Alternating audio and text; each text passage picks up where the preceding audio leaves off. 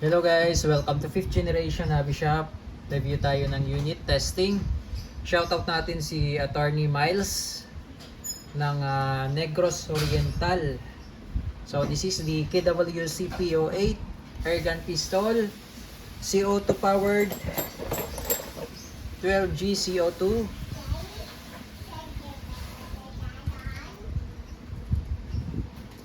And 4.5mm steel ball.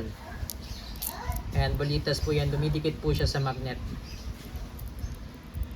Okay, so this is PO8 airgun pistol by KWC TLB.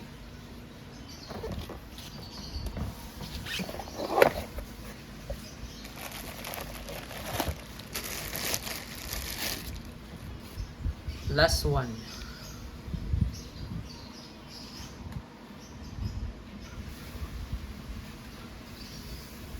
So, ang capacity ng magazine niya ay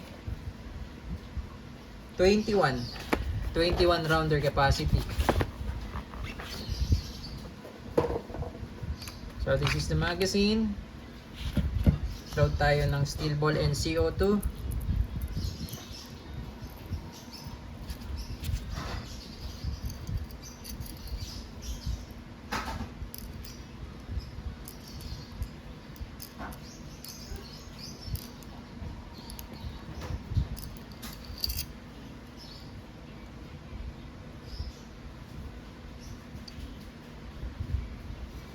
Then CO2.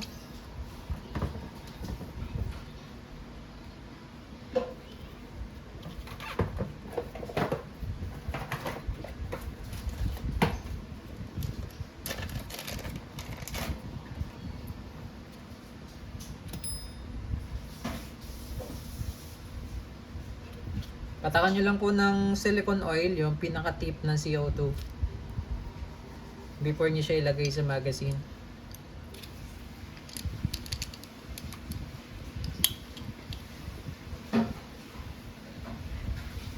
Then pigilan nyo po yung CO2 para hindi umikot.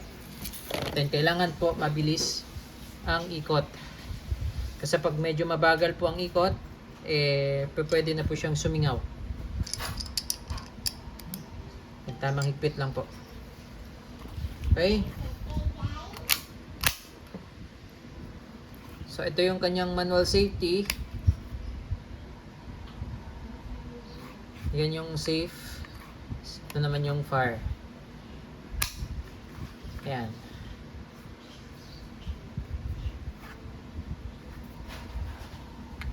Airgun Luger. So testing po natin, sir.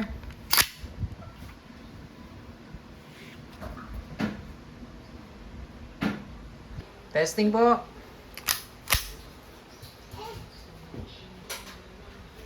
Firing.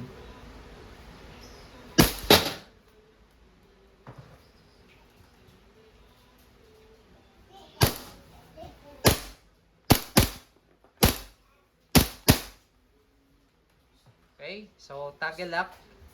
Nagla-lock po siya pag wala nang siyang bala. Pero mayroon pa siyang natirang CO2. So release the magazine first. Hatak mo lang to. Release. Hammer down. All goods na po, sir. This is the KWC PO8 Luger airgun pistol.